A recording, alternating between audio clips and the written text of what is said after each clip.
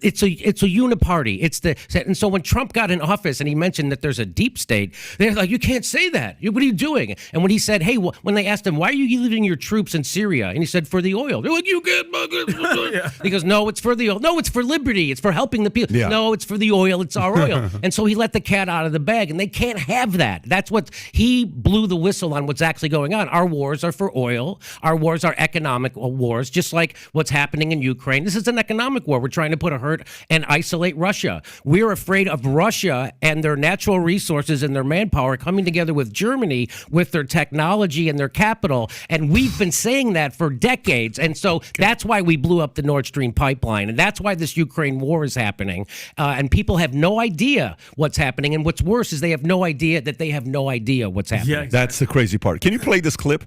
It's so interesting. When you watch this, the guy that's asking the questions is so calm and poised, and he gets rattled. Watch this.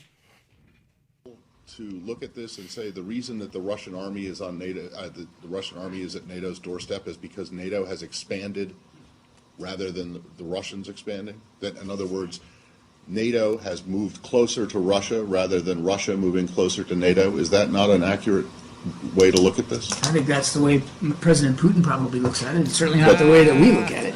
You don't think that NATO has expanded eastward toward Russia? NATO has expanded, okay. and the expansion has been a good thing for. So the reason that the Russian army is at NATO's doorstep is not the fault of the Russian army. It's not the Russian army that's done it. It's NATO has moved closer to move east. I'm pretty sure it wasn't NATO who was ordering, upwards of 15 battalion tactical groups to within 10 kilometers of the border with Ukraine. And I'm pretty sure it wasn't NATO who put little green men inside Ukraine to destabilize eastern states. I'm pretty sure that Ukraine is not a member of NATO. So unless that's changed. It's not changed. But I'm pretty sure the movement by Russia is Russia's decision. If NATO has moved east, the reason that the Russian army is closer or on NATO's doorstep is because NATO moved. NATO is not an anti-Russia alliance. NATO is a security alliance. Watch. Unfortunately, for 50 years, it was an anti-Soviet alliance. So do you not understand it? So do you not understand how, or can you not even see how the Russians will perceive it as a threat? And the fact that it keeps getting closer to their border while their troops, the places where their troops are, you say their troops are, and may have been in Ukraine and Georgia, are not NATO members. I'm not going to pretend to know what goes in President Putin's mind or Russian military commanders. I barely got a history degree at the University of South Florida. Right. What I can tell you is that NATO is a defensive alliance. It remains a defensive alliance. Fair enough, but it has moved east. Correct? That's just a fact. It has expanded, absolutely. Right, exactly. But there's no reason for anybody to think the expansion is a hostile or threatening move. And we've been saying that throughout the last 15 years, man. It's like you're moving closer to Russia. You're blaming the Russians for being close to NATO. No. Yeah, he is. That's exactly what Hegel said. We're blaming the Russians for violating the territorial integrity of Ukraine and destabilizing the security situation inside Europe. Which is not a NATO member. I see to other you on countries that feel threatened. Yeah. Nothing makes me happier than when you actually see a really good reporter that has the balls to do stuff like that and isn't silenced because they're scared about losing their job. I love things like that. But that's a guy named Matt Lee, that journalist. Good guy named Matt Lee. What are your thoughts when you see that? Well, it's obvious that they don't want you to know the real history. They don't want you to know that when Germany was allowed to reunify, the promise from NATO to Russia was that we won't expand NATO. And then, of course, it did. I think there's 13 or something more countries that they put into NATO. And now they wanted to put Ukraine into NATO or threaten to do that. That would be like if Russia got into a military alliance with Mexico and they wanted to start putting military bases in Mexico. We wouldn't allow that. We wouldn't allow it. And just like what happened with Cuba with the missile crisis in the 60s, we wouldn't allow stuff like that. But we're doing that, and people don't want you to know that this NATO is not a defensive, it is offensive. This is a war that was started and provoked by NATO and the West. Zelensky ran on peace. He ran on bringing the country back together, right? The Russian speakers in the East, the Donbass. But he didn't do it. So why? Because he got threatened by NATO and the ultra-right, the Nazis in Ukraine. And so they threaten to kill. He knows he's a dead man if he does a peace deal with Russia. So that's why he won't. And when they had a peace deal in March, and that's when Boris Johnson from the UK flew there and said, hey, you don't do this. And he killed the peace deal. So Russia is the one that wants peace in this deal, and Ukraine and NATO do not. They want to bleed Russia economically, and that's why they blew up the Nord Stream 2 pipeline. And they Allegedly. they've always said they were going to do it, and they did it. And I don't, for the life of me, I can't get why the European nations are going along with this. They've said stuff like, there was the foreign minister of Germany said, I don't care about my people if they don't want this. I care about the people of Ukraine. What leader of a country says they don't care about their own people, but they care more about somebody else's country? It's crazy what's going on. So people don't realize that NATO has provoked this. In fact, there was a peace agreement in 2014. The CIA helped overthrow the Ukraine government. And then the people in the Donbass didn't want to go along with this coup government, right? Because the leader of Ukraine wanted to be friendlier economically with Russia instead of join like the European Union.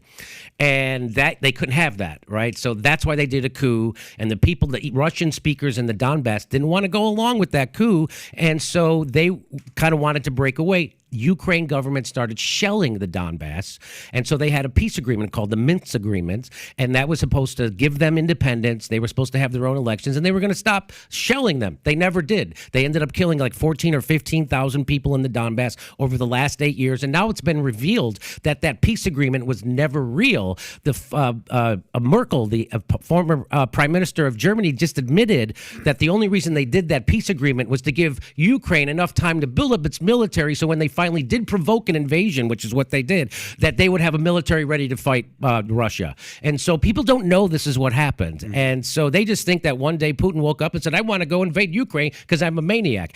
And they think that he's the bad guy. They think that he's acting rationally. We always knew he would do this. In fact, we were counting on him doing this. That's why we did what we did. And they don't know that Ukraine ramped up their bombing right before the war started last year. They doubled their bombing. They were really trying to provoke it, and they did. They provoked it. And the Russia would rather have a peace agreement. The rest of the world would rather have a peace agreement. Not NATO, not Joe Biden, not the military-industrial complex. And so that's where we are. And people don't know that, and that's what that is. That guy's saying, hey, NATO's the ones expanding. The reason why, he said it, the reason why that NATO's army is on the doorstep of Russia is because we moved, not Russia.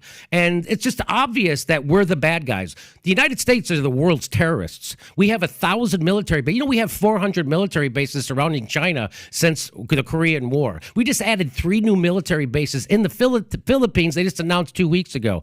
This is how all empires end. We're overextending militarily while we have people living under every bridge. People don't have health care, a living wage. Half the country can't afford a $500 emergency. 80% of workers live paycheck to paycheck. 50% of wage earners earn $30,000 or less. People go bankrupt when they get sick in this country. We have homeless people everywhere, and that's because our government is 100% corrupted. It's the people think that it's corrupted like, oh, Joe Biden gave his kid a no-show job on a Ukraine energy board, or Donald Trump gave his kid a deal with the Saudi. No. That's regular corruption. I'm talking about 100%. Everything the government does, it only does it because of corruption. And that's the only way the wheels get greased is through corruption. That's why we can send $100 billion to Ukraine without any oversight, and we still won't send it to our own cities to fix our homelessness or our bridges that those homeless people are living under. We won't even fix our own goddamn country. So people don't realize that this is pretty much a banana republic. We're at the end. This is the end of this empire. We're basically Brazil with a couple of big cities that are keeping it afloat. You think so? Yeah. You believe that? Yes. Yeah. Well, when half the country can't afford a $500, this is what I like to say. What do you call a system that takes the richest country the face of the earth has ever seen and renders half of its population poor or low income? You call that a failed system.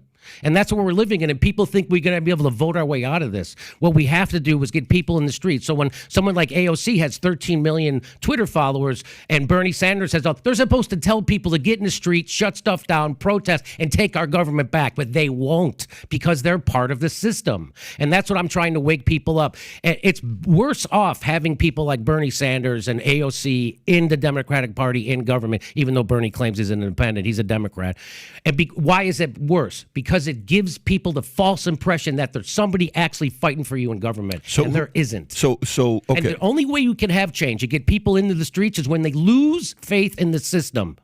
And we have to get them, we have to disabuse them of the idea that there is somebody fighting for them in this system, and there isn't. So I was going to ask you, what's the solution? You just said the solution is to get people to lose faith in the system, And a get in the part of it, streets. and get in the streets to lose faith in the system. Okay, so let's just say let's play that. Let's say that happens. Okay, let's say somehow, some way, AOC and Bernie Sanders listen to this and they have a change of heart, and they say, Jimmy, you're right.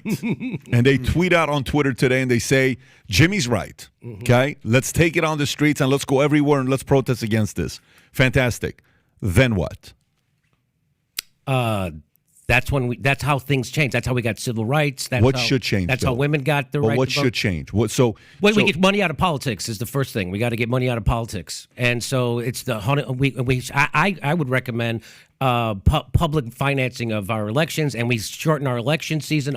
There's a million things you could do that way, but definitely get money out of politics. You want to have election campaign finance reform. Right. That's number one on your list. That'll never change. That would be so. That's what I mean. Yeah, that I'm until saying we they would shut never. stuff down. I mean, the truckers showed that you could bring them to their needs, and In Canada. yeah. Yeah. And so, and of course, people in the United States, they listen to the corporate media. They call those people Nazis when they're actually freedom fighters, and they were right. They weren't fighting against medicine. The truckers were vaccinated at a higher rate than the general population in Canada. They were fighting against authoritarianism, and they were right. And America look at those truckers and they call them Nazis, and they look at Nazis in Ukraine and they call them freedom fighters. That's how messed up our corporate media is. Jimmy, so let's go with that. I'll tell you one more thing. I want you to keep going though. So Give me more. so- That was a very good point, but keep going. So what happened in Staten Island at the Amazon warehouse? Christian Smalls is a black guy who got fired, and then he decided to organize a union. And he organized along class lines. So a lot of people on the left in the Democratic Party said we have to organize along class lines. They don't mean it.